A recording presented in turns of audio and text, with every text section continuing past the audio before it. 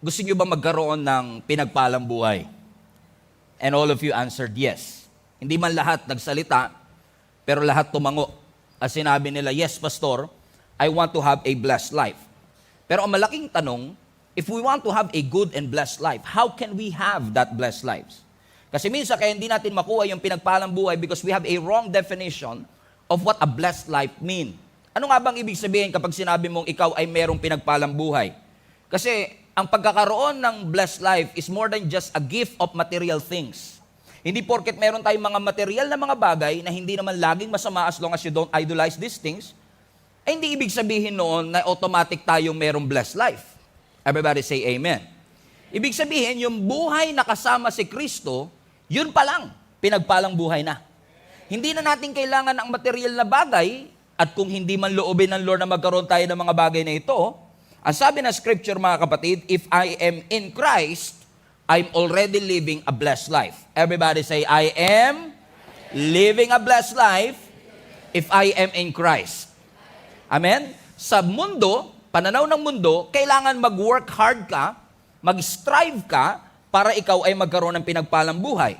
Pero ang sabi ng ating Panginoong Yesus, ang blessed life is not something that you work for. It is not something that you buy. It's not something that you will achieve. It is not something that you will fulfill. Ang tunay na pinagpalang buhay is something that you should find and receive. Hanapin at tanggapin. Bakit tanggapin? Kasi binigay na ng Panginoon. Pinagbayaran na ni Kristo, kailangan mo na lang tanggapin, at dahil sinabi ng scripture na seek the kingdom of God, sometimes hindi natin makita, so we have to seek it. Ang sabi naman ng scripture sa Matthew chapter 7 verse 7, seek and you will find. Ang kingdom naman ng Panginoon hindi nakikipagtaguan sa atin. As long as meron kang desire na hanapin ito, as long as nagnanais ka na mahanap ang kalooban ng Panginoon at ang kaharian ng ating Panginoon, ipinangako naman niya na matatagpuan mo. But only those who are eager, may desire na hanapin ito, will find it. Everybody say, seek and you will find. So let's define what the kingdom is. Everybody say kingdom. Ano bang ibig sabihin ng kingdom? A kingdom is influenced by the mind of the king. It's not influenced by the legislation of the group of lawmakers. Ibig sabihin, ang kaharian pala, hindi ito naiimpluwensyahan ng mga mambabatas. Ang kaharian ay impluwensya ng kaisipan ng hari. Kaya nga, kingdom. Everybody say kingdom. Eh, sabi nga nila, marami sa atin, tinawag ng Lord to be part of the kingdom, pero maraming kingdom. We don't have the idea of it. Ignorant tayo sa kingdom, kaya mayroon tayong kingdom. Amen? Ano ba ang ibig sabihin ng kingdom? Ito, ang kingdom ay territory na influence ng kaisipan ng hari, kaya nga kingdom. Ibig sabihin, king and domain, territory. So kapag yung hari ay may territory, yung teritoryo niya na yon, ang tawag ay kingdom. At yung pamamahala dun sa kingdom, hindi na i-impluensyahan ng mga mambabatas, senador o congressman. Sino ang nakakapag-impluensya? Come on now. Yung isip ng hari. Ibig sabihin, yung kingdom, kung ano man ang kalooban ng hari, yun ang naki-carried out. Okay. Sa democratic government katulad natin, tao ang nasusunod. Sa kingdom mindset, king ang nasusunod. Comprende? Ang ating government official, hinahalal ng tao. Sa kingdom, yung hari, once siya'y ipinanganak, yung kanyang pinagpanganakan, yun ang kanyang territory. So kung ano man ang gusto niyang mangyari dun sa kanyang territory, hindi ito nai-influensya ng mga taong nakapaligid sa kanya, kundi ito'y nai-influensya ng kaisipan at nature ng mismong hari. So kung ano ang kanyang nature, kung ano ang kanyang ugali, yun ang magiging pamamalakad sa buong kaharian. Ibig sabihin, yung hari ang pinaka-importanting tao sa kingdom. Ang sabi nga ng the great Miles Monroe, the will, the intent, and the purpose of the king is the most important aspect in the kingdom of God. Ano ang kanyang kalooban? Ano ang kanyang intensyon? Ano ang kanyang purpose? Yun ang nagmamanifest sa kingdom. Now, tinawag tayo ng Lord to be part of the kingdom. Kingdom of God. Everybody say kingdom of God. So ano ibig sabihin kapag sinabi mong you are part of the kingdom of God? Na kung babasahin niyo po ang Biblia, especially in the New Testament when Jesus came, Ang definition ng Biblia, mga kapatid, is that the kingdom is the rule of Christ in the hearts of the believer. Ibig sabihin, if you are part of the kingdom, the will of the king, the intent of the king, and the purpose of the king should manifest in every believers. Kung ikaw ay nananampalataya kay Jesus, kalooban niya dapat ang nasusunod, intensyon niya dapat ang nasusunod, at layunin niya ang ating nilalakaran. Kaya nga sabi ni Jesus Christ sa Matthew chapter 6, kung kayo ay mananalangin, manalangin kayo ng ganito. Everybody, Our Father, who art in heaven, hallowed be thy name, your kingdom come, and your will be done on earth as it is in heaven.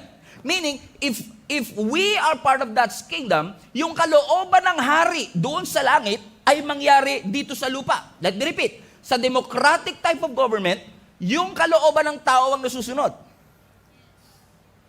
Sa kingdom, yung kalooban ng hari ang nasusunod. Siguro yun ang reason kung bakit maraming mga Christians hirap mag-submit sa king kasi nasanay sila nasusunod. Kapag hindi nila gusto ang pamamalakad ng gobyerno, people power tayo. Magwelga tayo, magprotesta tayo, at yung gobyerno susunod sa kagustuhan ng tao. Pero sa kingdom, hindi pwede yon. Sa kingdom, kahit hindi mo gusto, pero gusto ng hari, siya ang masusunod. And yun ang reason kung bakit maraming Christians hirap sumunod sa Panginoon. Alam niyo kung bakit? Kasi yes, yung ating espiritu, kumilala kay Lord, kasi alam niyo naman, no, yung ating kabuuan, yung wholeness natin ay body, soul, and spirit. Amen? Nung tinanggap mo si Jesus Christ, yung spirito mo sumunod kay Lord. Yung spirit mo na born again. Pero minsan yung soul, hindi sumusunod agad. Ano ba yung soul natin yan? Yung mind natin, yung heart natin. Kaya napapansin nyo, gusto ng spirito, ayaw ng puso. Hindi nyo ako maintindihan. Yung spirito mo, gustong-gusto magsimba kanina. Pero yung katawan mo, ayaw, gusto maiwan. Nagtatalo ngayon yung spirit at yung body. Nagtatalo minsan yung puso mo kasi gustong-gusto mo yung lalaking ito, pero yung spirito mo sila sabi, mali yan. Kasi yung spirito mo matagal lang born again, pero yung soul mo ayaw agad sumunod. Hindi nyo ako maintindihan pa rin? Amen? Yung espiritu mo sabi, wag mong kainin yung cake na yan. Pero ang sabi ng emosyon at puso mo, favorite mo yan. Amen? So hindi, nagkakaroon ng pagtatalo kasi nga, yung intent ng Diyos at yung intent natin, hindi minsan magkasundo. Pero sino ba ang masusunod pag nasa kingdom ka? Si Lord. Ibig sabihin yung kanyang kalooban, yun ang masusunod. Yun ang dilema natin, ano? Kasi minsan, nire-recognize natin si Jesus bilang king, pero siya nga ba'y talagang hari sa ating buhay? O ikaw talaga ang nakaupo sa trono ng iyong puso? Kasi hanggat hindi ka umaalis sa trono ng iyong puso at inaalaw na ang Diyos ang mamahala at maging presidente at maging hari ng iyong buhay, your life will never be changed. Sabi mo sa katabi mo, we are part of the kingdom. Amen? So ang dilema natin mga Kristiyano is this, no? Ang sabi natin last Sunday, ang kingdom ni Lord hindi katulad ng kingdom ng mundo na visible. Ang kingdom ni Lord, invisible. Ibig sabihin ng invisible, hindi siya wala siyang palasyo rito, pero ang sabi ng scripture, repent for the kingdom of God is at hand. Sa ibang translation, the kingdom of God has arrived. Dumating na yung kingdom ng ating Panginoon. So ibig sabihin yung invisible kingdom, the moment na dumating si Jesus Christ is here already. Ang problema, invisible. Amen? So alam natin mga kapatid na God's kingdom is not of this world. Dumating dito but not of this world. Komprende mga kapatid? On the other hand, sabi ng Panginoon, hindi siya nandito, pero kailangan yung dalin dito ang kanyang kaharian. Parang gulo, no? Hindi siya nandito, pero kailangan mong dalin dito. Contradiction ba yan, Pastor? No. It's not a contradiction kasi ang kingdom ni Lord can be both here and there, then and now. Everybody say here and there. Then and now. Ibig sabihin, ang kingdom ni Lord, is not part of this world, but we can bring the kingdom of this world here and share the kingdom and advance God's kingdom here on earth. Hindi mo siya nakikita, but it doesn't mean hindi siya pwedeng mag-manifest. Kaya ang sabi ng Luke chapter 17 verse 20 to 21, now, when he asked by the Pharisees when the kingdom of God would come, nung tinanong siya ng mga Pharisees, si Jesus Christ, kailan ba darating yung sinasabi mong kaharian? Wala naman ako nakitang chariots, wala naman ako nakitang throne, wala naman ako nakitang palasyo. Anong sabi ni Jesus Christ? He answered them and said, the kingdom of God does not come with observation, meaning you cannot see it. nor will they say, see here or see there, for indeed, the kingdom of God is where? Within you. Ibig sabihin, it's in our hearts. Yung paghahari ng Panginoon, wala siyang palasyo, wala siyang chariots, pero yung kanyang paghahari nasa puso ng lahat ng nananampalataya sa kanya. Yun lang. Nung nanampalataya ka, ang problema, hindi lahat ng kabuuan ng pagkakatao mo sumunod agad. Nung hindi mo pa kilala si Jesus, marami kang bisyo. Nung nakilala mo si Jesus, hindi automatic na kinabukasan nawawala yung bisyo ng iba. Yung iba, instant. And thank God for that. Pero may mga taong progressive yung kanilang pagbabago. May mga instant na pagbabago, may mga progressive na pagbabago. Eh talagang miraculously, may mga kilala naman ako, the moment tinanggap nila si Jesus Christ, lahat ng panlasa nila sa bisyo, tinanggal ni Lord. And when I say bisyo, nasanay lang tayo na alak at sigarilyo, napakarami pong bisyo sa buhay. Yung panonood ng Netflix ng buong 24 hours, bisyo yun. Amen? Maraming mga tao ngayon, walang vision, pero may bisyo. YWAB, youth with a bisyo. Amen? So ano sinasabi ng scripture, mga kapatid? No? Lahat tayo, kung milala kay Jesus Christ, and we're supposed to be part of God's kingdom, at dapat ang nasusunod will, intent, and purpose ng King. However, that's not the case all the time. Kaya nung dumating si Jesus Christ, di ba, ang sabi niya kagad, ang pinakaunang message niya, repent. Alam niyo ibig sabihin ng repent? In the Greek, ang ibig sabihin ng repent, metanaus. Ibig sabihin, change of mind. So sinasabi ng Panginoon, alam kong nasanay kayo sa ganitong gawi. Alam ko nasanay kayo sa democratic kind of government, but repent! Change the way you think, for the kingdom is here. Yung kingdom dumating na. So ibig sabihin, we must go back to what we think we know. Alam niyo yung may mga pagkakataon sa buhay natin, akala natin, alam na natin? Huwag niyo sabihin hindi nangyayari sa inyo because it happens to me all the time. Eh kung mapapansin niyo, karamihan ng mga preaching na tinuturo ko dito, mga familiar passages of the scripture ang madalas kong pinagtutuunan ng pansin. Alam niyo kung bakit? Because you already know it. At sina-challenge natin kung anong alam mo, magugulat ka, tagal ko nang alam yung istorya na yun, hindi ko nakita yun ah. Because you have to challenge what you know. And when God says, repent for the kingdom of God is here, sabi niya sa mga Pharisees, Sadducees, sa lahat ng mga tao, alam niyo na ang Bible, kabisado niyo ito, lahat ng 630 commandments, but repent, you must challenge what you know. Because when you challenge what you think you know, you will have the full revelation of the kingdom of God. Na magugulat ka, akala mo, alam mo na, pero ang totoo, hindi pa pala. Amen ba mga kapatid? Kasi the only way for us to be free and experience the fullness of who He is for us to experience the kingdom of God. Amen? Amen po ba? Kaya sabi, repent, magbago. Minsan may nagsabi sa akin, Pastor, ako, hindi ko naman kailangan magbago kasi minsan I was talking in the lines of all of us are a slave to sin. How many of you believe that lahat tayo alipin ng kasalanan?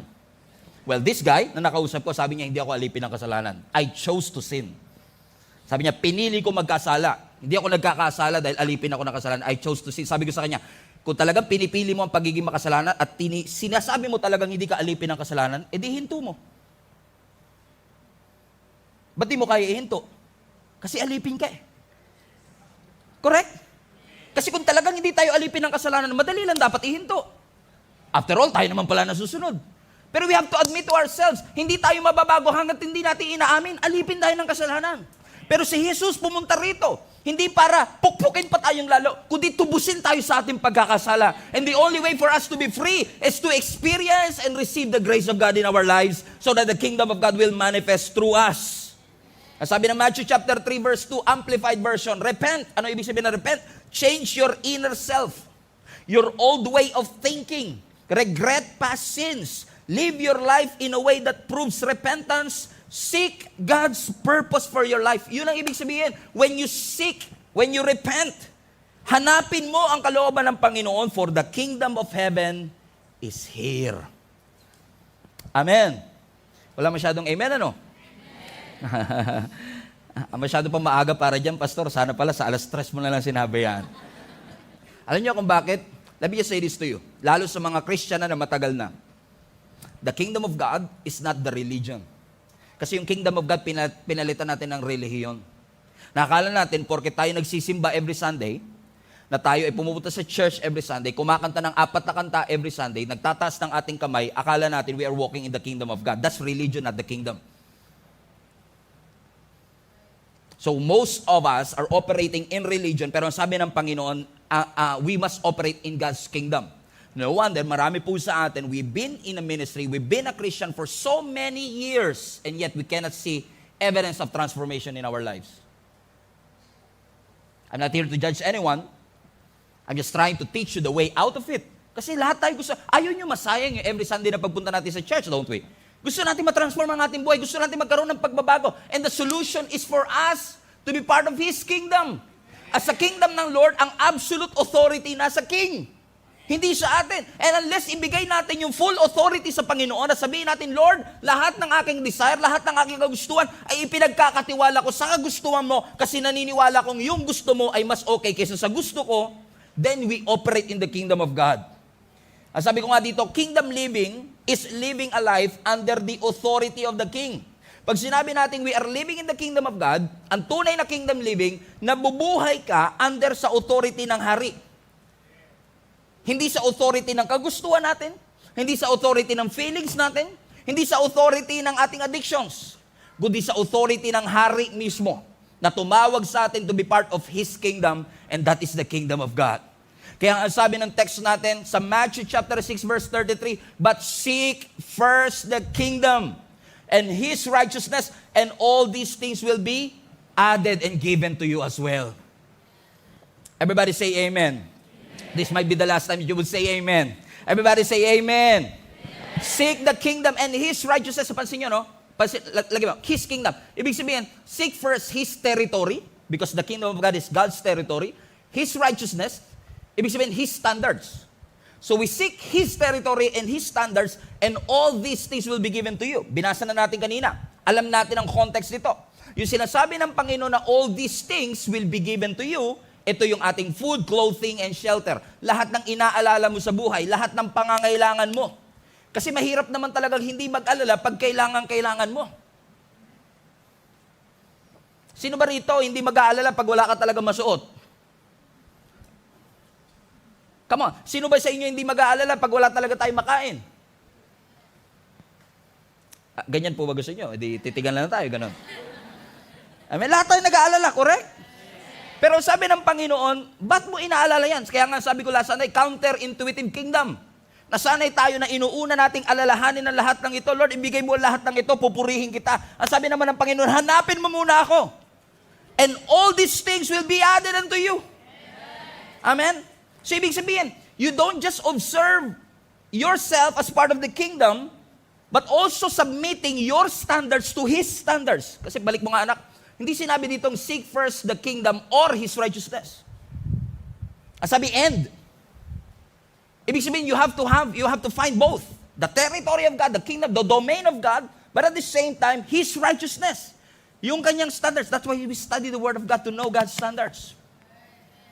And after that, all these things will be what? Will be added unto you. Now, I want to emphasize something. Everybody say kingdom. Balik mo na. But seek first His kingdom. Napansin nyo, singular. Hindi sinabing kingdoms. Kundi sabi ng scripture, seek first the kingdom of God. Parang galing ko sa English, no? Just a few of my observation. Nang sabi ng scripture, seek the kingdom. So ibig sabihin, kung siya ay kingdom, singular siya, ibig sabihin walang second sa list. Walang number 2, walang number 3. Nag-iisa. Hanapin mo yung kingdom. Kasi tayo minsan, hanapin ko yung kingdom and then career. And then what I want. Sabi ng Lord, seek the kingdom. Ibig sabihin, in God's kingdom, you have to find that singular kingdom. No second. Walang pangalawa sa listahan. Alam niyo kung bakit? Kasi when you operate in the kingdom, for example, if you are working in the kingdom. Kung ikaw ay nanay, you are parenting in the kingdom. Kung ikaw ay nag-aaral, you are studying in the kingdom. You do it for the kingdom. Pag hinanap mo yung kingdom, hindi ka lang nagtatrabaho para sa sarili mo. You're working for the kingdom. Hindi ka lang nag-aaral for yourself, for your self-fulfillment. No, you are doing it for the kingdom. That's why sabi ng Panginoon, if you worry about such things, kaya ka nagtatrabaho para magkaroon ka ng mga bagay na gusto mo at kailangan mo, hindi masama yan, but seek the kingdom and operate in the kingdom. And all of these things will inevitably be given to you with no effort at all. Effortless, counterintuitive. Sa atin, kailangan mo paghirapan, pagsikapan, pero sabi ng Lord, hanapin mo. Spiritual ang hanapin mo, hindi natural. Eternal ang hanapin mo, hindi yung nandito sa mundo. Seek it. Everybody say seek. At pag sinabi mong seek, in the Greek, put it up, ang seek ay pursue. Explore. I-pursue. Hindi yung natagpuan ko, uy, nakita ko na. No, you have to pursue it. All the days of your life, you are looking for it.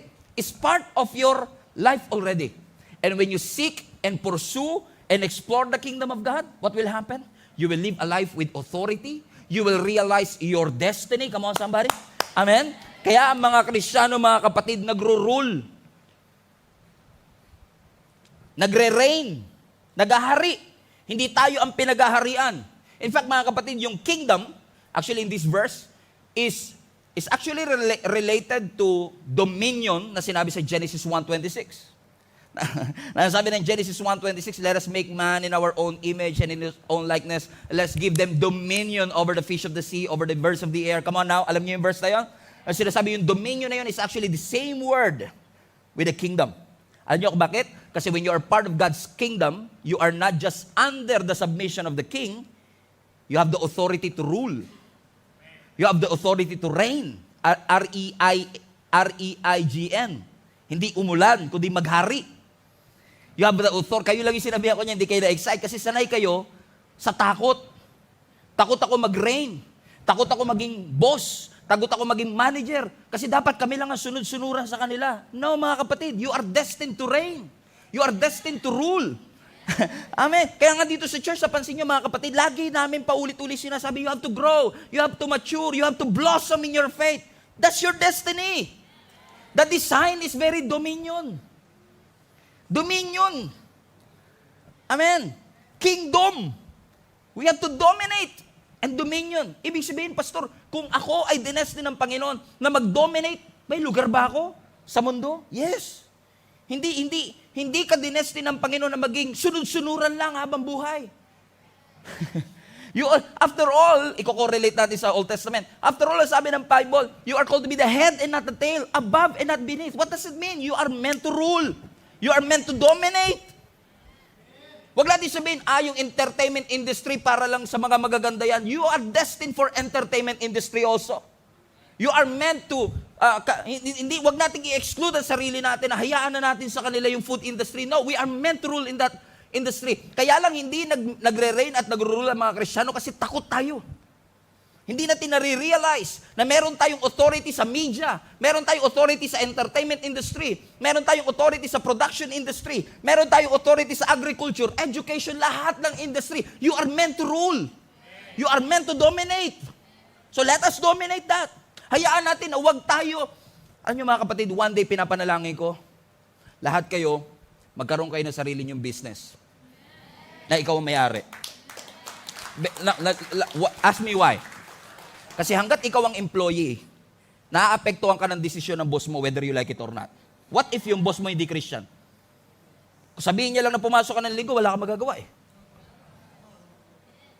So, ngayon, sumusunod tayo kasi wala tayo sa ruling position. That's not the head. We are the tail. Now, I'm not saying, hindi natin hinuhusgahan kasi lahat tayo dadaan doon. Wala naman naging boss automatic. Amen? Kaya nga sabi ng Panginoon, you want to be first, be the last. Pinagpe-pray ko one day.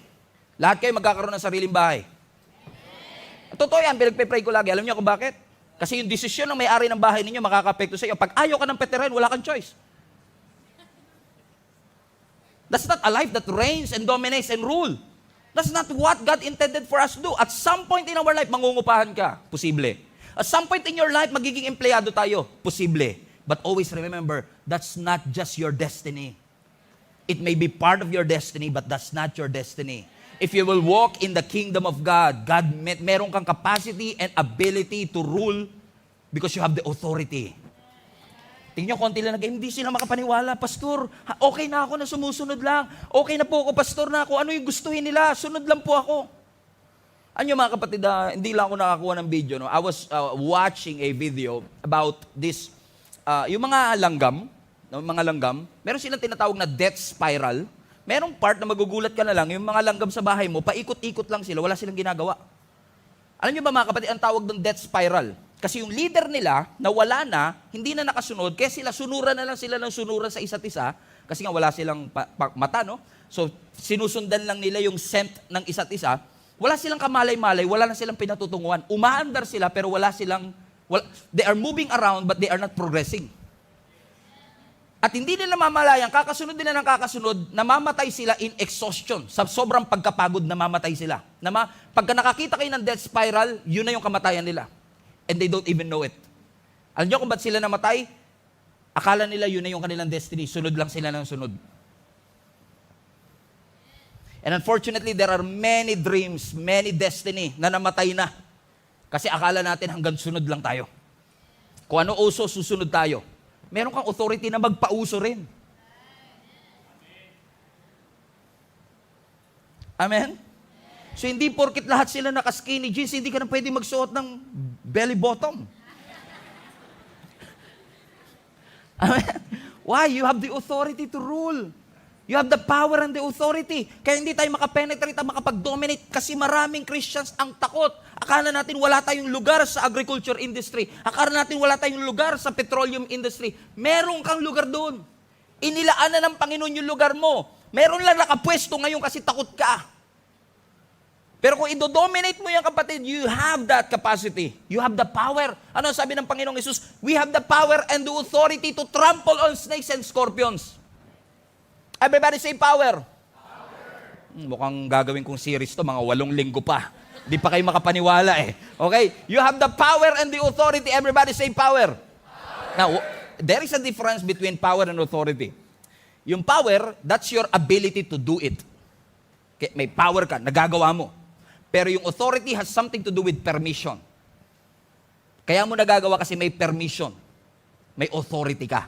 Kaya may power of attorney. Ibig sabihin, wala ka doon, pero dahil may letter ka, meron kang authority to sign, to receive, to... Gets niya mga kapatid? Ang sabi ng scripture, you have the power and the authority. So, ibig sabihin, hindi ka lang merong kapasidad. Meron kang permission mula sa hari na gawin ito. So, kahit kasi may permission ka, pero wala kang power, wala rin. Pero kahit may power ka, pero wala kang permission, wala din. And sabi ng scripture, you have the power and the authority to receive and to claim what is ours, what is yours.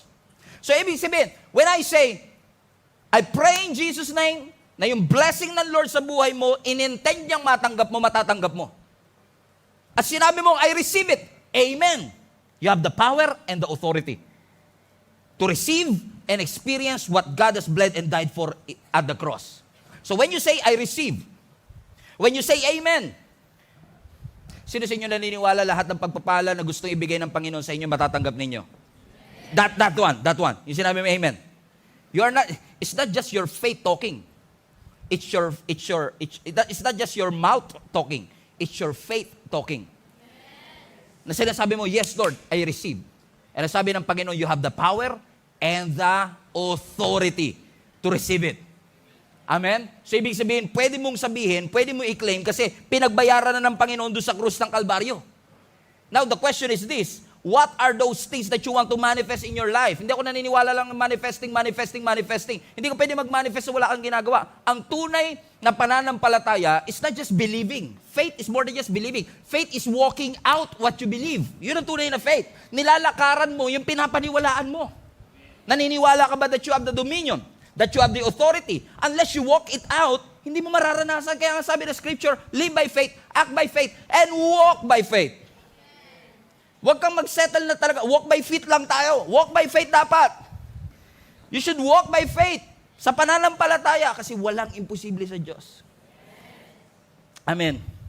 If you know my story, if you know our story, you would never imagine that at some point in my life, I would never imagine that at some point in my life, tatawagin ako ng Panginoon to speak to millions of people. I've never imagined that. Ano kung sasabihin, kakausapin ko yung 16-year-old Stephen na inassign ni Ate Weng one day na mag-speak sa aming worship team na nanginginig yung kamay ko habang nagpipreach. Binigyan niya ako ng 15 minutes to speak pero 5 minutes lang, wala na ako masabi. Hindi ako maniniwala na at some point magsasalita ako into millions of people. Alam niyo kung bakit? Because I didn't know that the kingdom of God is already within me. Ibig sabihin, the power and the dominion is already within me. I already have the power, I already have the authority, pinaniwalaan ko naman, pero hindi ko nilakaran. So unless you walk it out, you won't experience the power and the authority. Amen? Because whether you like it or not, mga kapatid, every single day na tayo ay nabubuhay, merong nangyayaring spiritual formation. Spiritual. Internally and externally, you're being shaped all the time. Yung kinakain mo, it is shaping you. Yung pagtulog mo, it is shaping you. Externally. So kapag healthy ang kinakain, nagiging maganda raw ang balat. So ibig sabihin, what you eat, shaped you. How you sleep, shaped you. What you put on your body, when you exercise or not, it's your choice. But whether you exercise or not, it is shaping you externally. You eat pork or you eat healthy foods. Come on now. Pastor, pag-usapang kingdom lang. Huwag isama yung mga baboy, ganyan, cake, mga... Kingdom pinag-uusapan eh. Okay na ako sa kingdom eh. Amen? But the point is this, no? Hindi naman tayo perfect sa lahat ng bagay na ito, no? Meron siguro kasi marami akong kilala dito, mga martial artists talaga, mga sikat sa UFC, talagang they watch what they eat. May mga member tayong ganyan, mga celebrity na nag-a-attend sa church na, talaga they watch what they eat, no? Pero ang point lang is, ano man ang kainin natin, whether healthy or unhealthy, it is shaping us externally. But we are also being shaped internally. What you feel, what you think. Kung takot ka o in love ka, it is shaping you from the inside. So ibig sabihin, merong 24 hours, 7 days a week na spiritual formation na nangyayari sa atin externally and internally. So it's based on the choices that we make. Either you will work hard or you're hardly working.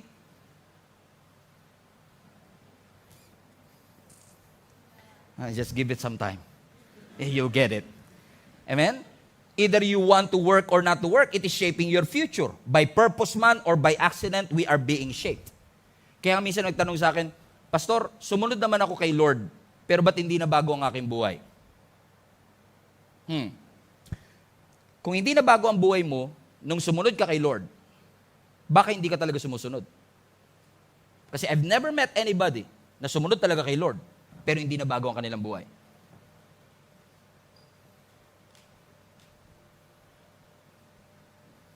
Sabi siguro ng global family, sobrang tahimik, no? Opo. Hindi po kayo nagkakamali. Eh di ba, Pastor, Jesus already bled and died for at the cross for us? Yes. Jesus already redeemed at the tree what happened in the first tree. In Genesis, niredeem niya tayong lahat. You have the power and the authority, yes. But the problem is this, we are not walking in it. We are prioritizing what we think we need rather than what we actually need in the kingdom of God. Yun ang problema. We are having a problem prioritizing what is really necessary. And I understand, ang transition, hindi automatic yan. Tinanggap mo kay Lord, transition, bago na kagad ang buhay natin. No, it's a process. Ang tunay na pagbabago po ng ating buhay, proseso po siya. Wala pong automatic, perfect na kagad. Pero ano sabi ng scripture? Balik natin yung Matthew 6:33. Seek first the kingdom and His righteousness, and all these things will be added or given to you. Everybody say added. So ang problema natin, mga kapatid, tanggalin mo yung highlight, anak. Papansin mo, mga kapatid, ang problema natin, gusto natin yung nasa huli. Ayaw natin yung nasa unahan. So pinagbabaliktad natin yung order. But sequence matter. Pag nagbobotones ka, kailangan tama yung unang botones mo or else lahat sablay na. Hindi nyo kailangan ng skyrocket science knowledge dyan para malaman na pag mali ang unang botones, mali na lahat. You cannot correct it. Kailangan i-correct mo sa una. Hanggat hindi tama yung una at hindi mo inuuna yung dapat nasa unahan, hindi maaayos ang buhay. So hindi maaayos ang buhay natin, kakahingi natin ng all these things hanggat hindi natin hinahanap ang kalooban ng Panginoon. Hanapin mo muna. Kaya nga mahirap siyang paniwalaan kasi nasanay tayo, Lord, bigay mo to. Lord, bigay mo to. Lord, gusto ko itong tanggapin. Sabi naman ng Lord, gusto kong ibigay. But you have to work on the sequence first. Seek His kingdom and all these things will be what? Everybody say added. So, karamihan sa atin, gusto natin ng addition, ayaw natin ng prioritization. Masarap kasi pakinggan, Lord, all these things will be added. Totoo naman, gusto lang Lord, kalooban ng Lord, He can and He will. Pero ang sabi ng Panginoon, you have to seek first. Because lahat tayo may priority. I'm not here to judge anybody, but build your life, not just on the dreams that is in front of you, but your purpose. Like ko po ito sinasabi, posible na marami po sa atin, kaya hindi natin maranasan yung fullness of God's blessing in our life. Kasi nakafocus tayo sa ating pangarap, nakalimutan natin yung ating purpose. Let me just tell you this, based on my experience, dreams can change. Dati ang pangarap ko, BMW black na 328 na kotse. Alam nyo ngayon, settled na ako. Sabi ko, nagbago na yun. Sabi ko, sige Lord, MUX. Kasi na-realize ko, hindi porkit ginusto mo, automatic magiging sa'yo. Hindi ko naman alam na kailangan mo mag-ipon. Hindi ko naman kailangan mo bayaran yung mga ganito. Na kailangan may mga may requirement. Kaya unti-unti bumaba na rin yung pangarap mo eh. Yung affordable na lang. Nagkikes nyo? Kasi sabi nga natin, hindi naman masamang mangarap. Oo, pero mahal to pa rin yung pangarap. Hindi masama. Libreng mangarap, pero pag tutuparin mo na, it will cost you something. And that dream will change. Minsan, pinangarap mo noon, sino sa inyo, pangarap nyo noong 2015, sabi nyo, wag na, hindi na ito mangyayari. Nung 21 ka pala, sabi mo, gusto ko talaga tall, dark, and handsome. Nung 31 ka na, tall, pwede na, tall. Kasi yung maputi, pwede namang ipadark yan eh. Babad ko lang yan sa dagat eh. Yung handsome mo, delikado na to. Okay? Siyempre, nagbabago rin tayo, di ba? So, tall na lang ngayon. Di ba? Napansin nyo, dreams can change. But your purpose will not. So, ang ipurso mo yung purpose mo, kapatid. The reason why you exist. So, the order and the sequence of your priority, it matters. The sequence of your priority, it matters. Sino ang nasa number 1 ng iyong prioritization sa ngayon? Ang number 1 po ba ay yung karir mo? Ang number 1 po ba yung family natin? Ang sabi ng Panginoon, seek first the kingdom of God and His righteousness. Ibig sabihin, the first must be the beginning.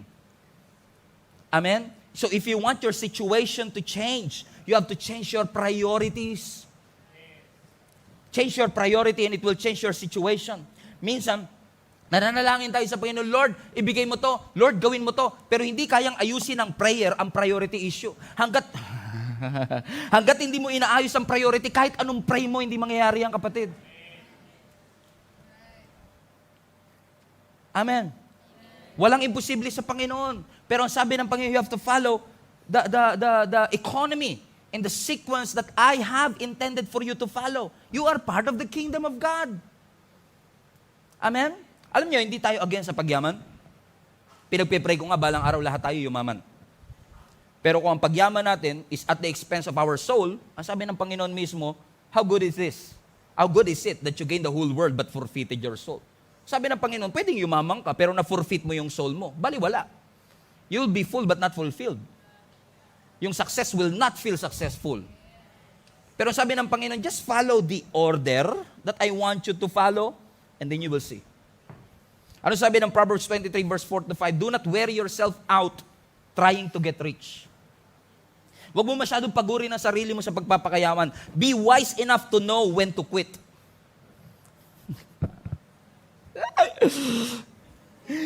Verse 5, in the blink of an eye, wealth disappears.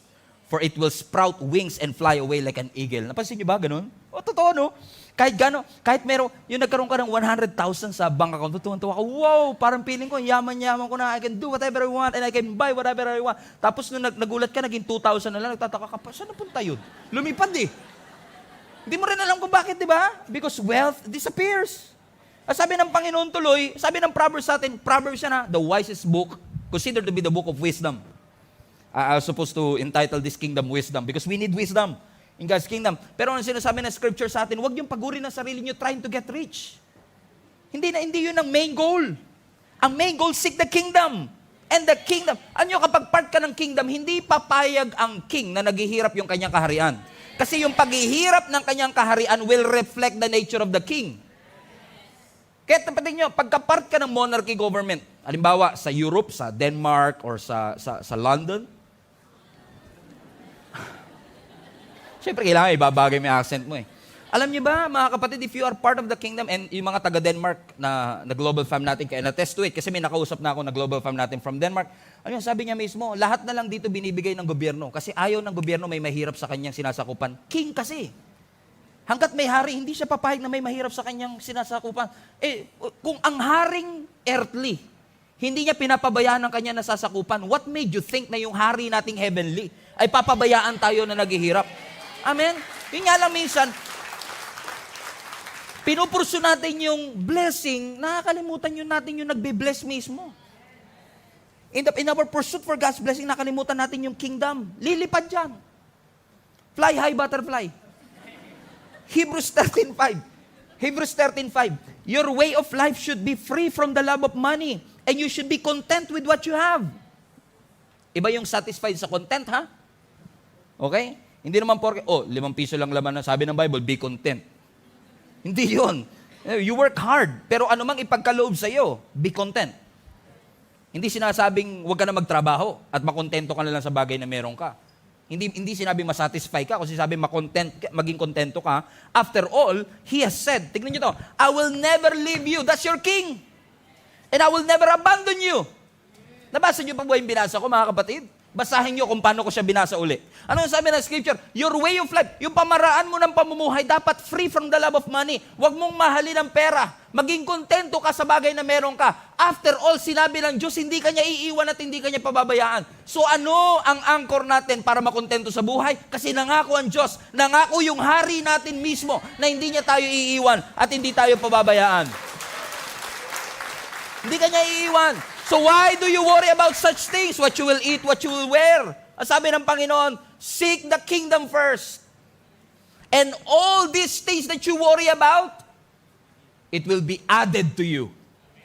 May kingdom ka na, meron ka pa nito. And I know sometimes, may mga pagkakataon sa buhay natin when we struggle, parang, Lord, nasan ka? When you look behind, asan ka, Lord? Sabi mo, you have my back. Pag tumingin ka sa harap, Lord, nasan ka? Ang sabi mo, you will lead the way. Because na paniwala po tayo ng isang kasinungalingan na porket tayo ay may Kristo sa ating puso, hindi na po tayo dadaan sa storms and shipwrecks. I will never ever lie to you. Tapos sasabihin ko sa inyong hindi kayo dadaan sa pagsubok. In fact, kung ano man yung pagsubok na pinagdadaanan nyo, there is a potential na meron pang mas matindi. Hindi ko nanakawin yung katotohanan na yon. Pero totoo din na nangako ang Panginoon. Sa kabila ng lahat ng ito, hindi niya tayo iiwan. Sabi niya, He will never leave us. He will never forsake us. Hindi niya sinabing, I will never give you problems. God did not promise us a problem-free life. Pero ipinangako niya that in the midst of troubles and worry, in the midst of anxiety and fear, sabi ng Panginoon, I will be with you. Go and make disciples of all nations, baptizing them in the name of the Father and of the Son and of the Holy Spirit, teaching them to obey what I have commanded you. For lo, hindi yan lolo, lo. Sabi niya, behold, I am with you always, even to the end of age. In fact, kung gusto mo talagang maranasan ang presensya ng Panginoon, sometimes you have to be in trouble for you to experience who He is. Kasi pag nasa trouble ka, mas matindi panalangin mo. Pag nasa trouble ka, para mas rinig na rinig mo ang Panginoon. Ang sabi ng Panginoon sa atin ngayon, He's giving us a solution, church. I know you've been worried about so many things. Naalala ko si Mary and Martha nung binisita sila ng ating Panginoong Jesus. Si Martha, busy siya sa pagluluto, busy siya sa paghahanda, busy sa ministry, busy sa gawain sa church. Pero si Mary, anong ginagawa niya? She was sitting at the feet of Jesus, leaning and gleaning to every word that Jesus is saying. Sabi ni Martha, Lord, pagalitan mo naman yung kapatid ko. Sabihan mo naman siya, tulungan niya ako dito. Nahihirapan na ako dito sa aking ginagawa. Walang mali sa ginagawa ni Martha. Pero ang sinasabi ng Panginoon, Martha, Martha, you are so worried and troubled about many things. But one thing, singular, one thing, the kingdom. One thing is necessary. And Mary did the right choice. He seek first the kingdom. He pursue God first. Huwag mo intindihin yan. All these things will be added to you. Wag kang magpanik na wala kang tinapay na mapapakain. I am the bread of life. Wag kang magpanik na wala kang mapapainom na tubig sa akin. I am the living water. Seek first the kingdom and His righteousness. Change your prioritization. Just try it out. Subukan mo lang. And you will see. You know, sometimes, ang ating spiritual journey ang nag-a-adjust sa ating mga ginagawa sa buhay. Pero ang challenge sa atin ng Panginoon ang challenge ng Lord sa atin for the past 2 weeks, subukan mong baguhin ang prioritization mo at unahin mo ang Panginoon. And all these things will be added unto you. Seek the kingdom and His righteousness, and all these things will be added. Ang sabi nga ng Psalms 34, the righteous person faces many trouble, but the Lord comes to the rescue each time. Kapag pinangkukuhan ka ng Panginoon, get ready to be in trouble. You will be in trouble. Nangako ang Panginoon, all these things will be added unto us. So obviously, we will be in trouble. Pero ang pananampalataya mo ba ay nasa Panginoon? Meron po ba sa puso mong puwang ang Panginoon sabihin, Lord, alam ko hindi ako sure sa future ng aking kamag-anak, hindi ako sure sa future ng aking karir, ng aking buhay. Pero sabi mo, when I seek you first, when I seek the kingdom first, hindi religion kundi yung kingdom, all these things will be added unto me. Would you do it, Lord? By faith? Would you do it, Lord? Ang sabi ng Lord, when you pray like this, give us this day our daily bread and forgive us our sins. What God is saying, I am the bread of life and I can supply your needs daily. Why are you worrying? Why do you worry? Why are you anxious about such things? Everybody say daily bread. And for many years, I thought, yung sinasabi ng Lord, give us this day our daily bread, He's talking about food. No, He's talking about your faith. Do you believe that God will supply every day all your needs when you pursue the kingdom of God? Walang magagawa ang pag-aalala, pero ang pagtitiwala may magagawa. May magagawa ang pagtitiwala natin sa Panginoon. Lagay nyo nga sa chat, walang magagawa ang pag-aalala. Sabi niya, walang magagawa ang pag-aalala, pero ang pagtitiwala ay mayroong magagawa. Pagtitiwala that He is your refuge and your strength, the very present help in times of your trouble. Pagtitiwala that when you put your confidence in Him, He will direct your paths straight. Pagtitiwala na ang Diyos natin ay hindi tayo iiwan, hindi tayo pababayaan, na Siya'y nakakarinig ng ating mga panalangin at nakikita niya ang ating sitwasyon. Pananampalataya na hindi ako iiwan ng Diyos ano man ang mangyari. So Lord, anumang bagay na inaalala ko ngayon, bigyan mo ako ng tapang na iwanan muna ang lahat ng bagay na ito, ipursu ko ang iyong kaharian at sabi mo, with faith, naniniwala kong all these things will be added unto me. May I have that kingdom priority in my life. That I don't just prioritize what I want, kundi I prioritize what you want in my life. Every head bow, every eye closed.